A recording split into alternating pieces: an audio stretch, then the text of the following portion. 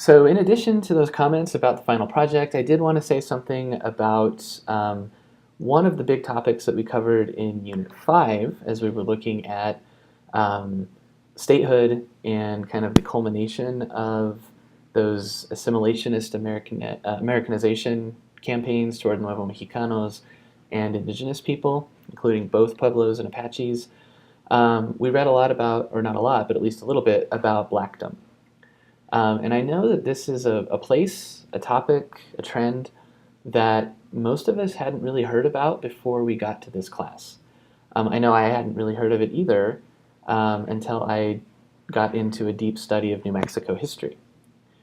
So something I like to ask of people in my classes is, why do you think that's the case?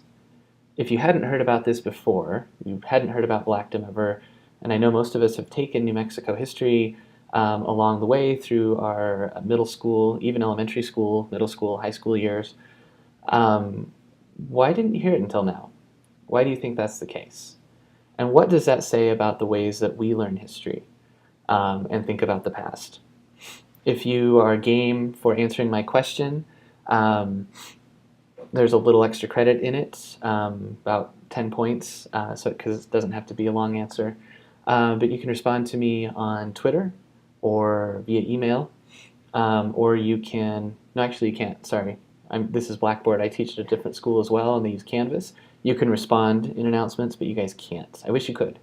So again, if you email me or on Twitter, Twitter would be great because we could potentially have a broader conversation there where you guys talk to each other as well. Let me know what you think. One other thing, too, is I don't mean to rain on the parade. And you'll see what I mean by that in just a second. But just because Blackdom existed, that does not necessarily mean that New Mexico was a safe haven for African Americans in the Jim Crow era.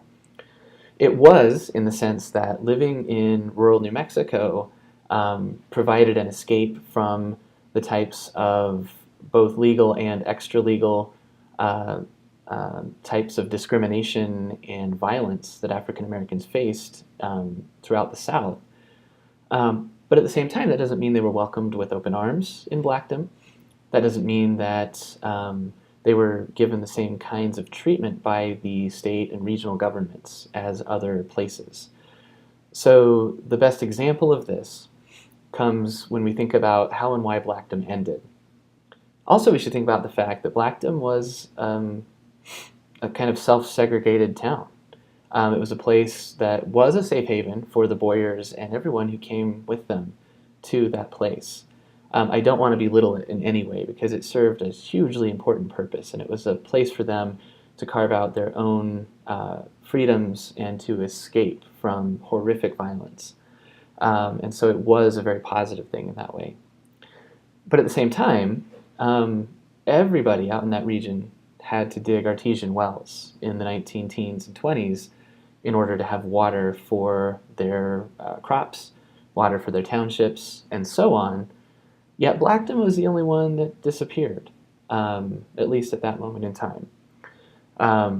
There were smaller places like Dexter that actually are still there, but a lot of white folks could go to Roswell or to Artesia if things got bad. Roswell and Artesia are communities that had a lot of Anglos and some Nuevo Mexicanos as well. But they, for some reason, didn't face devastation when the drought hit. So why did Blackdom have to disappear when drought hit in the 1920s? Why couldn't it get by?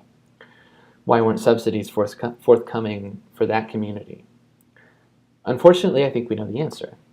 And if you look into it more, and I have a bit as well, you'll find that those kinds of things were not available for African Americans even in New Mexico at the state level. So petitioning for help in those situations fell on deaf ears, by and large, in places like Santa Fe.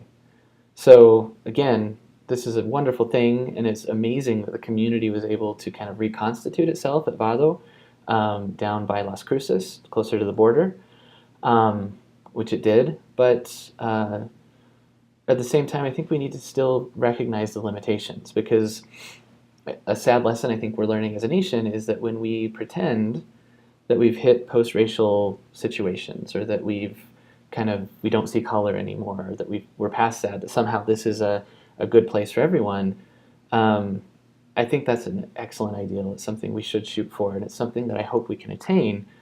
But we have to be careful that we're not saying those things at the expense of being blind to ways that discrimination still happens, even if it's lesser discrimination. Even if it's things that, again, for everyone at Blackdom, their situation was much better than it would have been had they stayed in Georgia. But is that enough? I don't know. So things to think about, and things to think about in terms of how history still applies to us and how we learn history as we grow up. So I'd love to hear your thoughts, and I look forward to it. Talk to you soon.